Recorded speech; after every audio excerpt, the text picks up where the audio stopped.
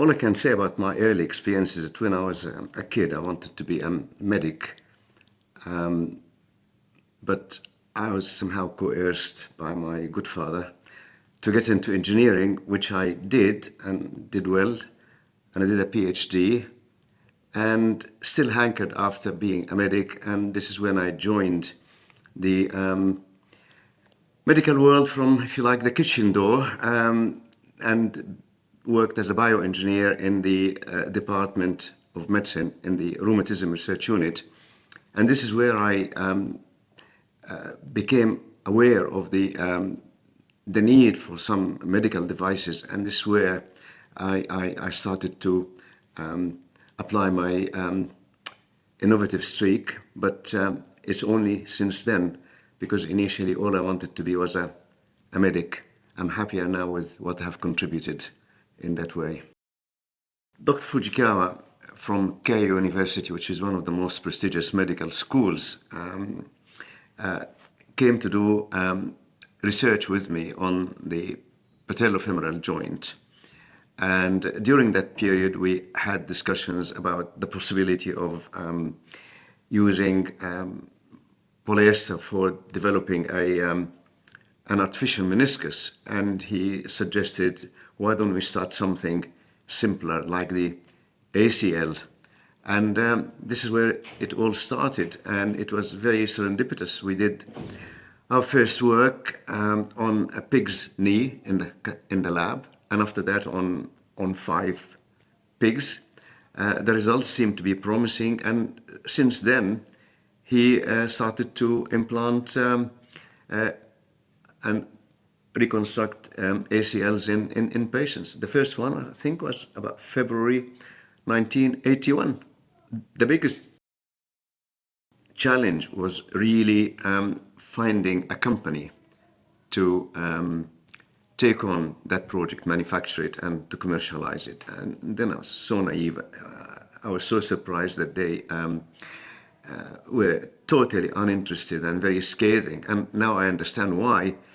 But then the solution of this situation was the kindness of my previous boss then, Werner Wright, who allowed me to found a company to manufacture and commercialize this device.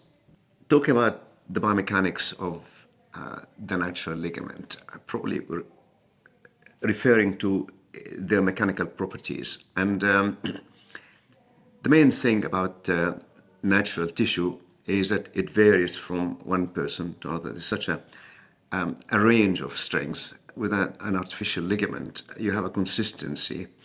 And so you choose a strengths and dimensions that are on the average size to use rather than to cater for one extreme. The first thing was the choice of material. That's quite important. Something that had properties that close enough to be able to make from them devices that have similar properties to the natural. But one distinct feature is the loose weave of the device, which allows it to be colonized by tissue. It's a natural body process. But if you want a device to be colonized with tissue that can either increase its strength or protect it from abrasion, you must have it designed with sufficient space for tissue to grow into. So the structure, the loose structure, is a distinct feature of our device. It's precisely what you just said, seeing it being implanted in a patient after a patient after a patient, but the next reward when you see patients returning back to work and to their physical activities, and especially athletes going back to their sports at the pre-injury level. That's a lot of reward. The most important attributes when you select a colleague, especially in any position, however important that position is, first of all is correct qualifications. appropriate qualifications. A person must come from the appropriate background to be therefore competent at doing their job. And there's no compromise on this attribute. But the other one is integrity and flexibility. Track record is quite important, but if the person is very young, then at least would like to see that willingness to learn and acquire knowledge. These are the attributes that I look for, and any company would be very happy and will experience success if they maintain this selection process. Thank you for this question. The answer is the legacy comprises a number of aspects. One of them is the company itself and the people, the ethos of the company. It's a people's company, and tries to work with integrity and engender loyalty. And this is evidenced by the number of people who have stayed with us in excess of a decade or two.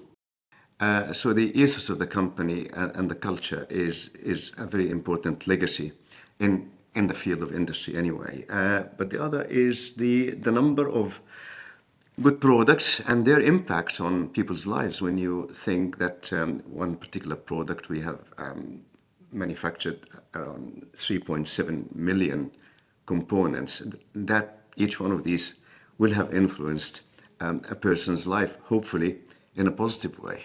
Two of these, one of them I've mentioned before, which is seeing our implants being used for the benefit of patients, and the impact that they had on patients' lives and careers. But the other is seeing a number of my colleagues having flourished and developed into good professionals. This is something that I value very much. What I advise is that they be uncompromising when it comes to developing products, and not be under pressures other than that drives them, than making sure that they are sticking to the scientific principles and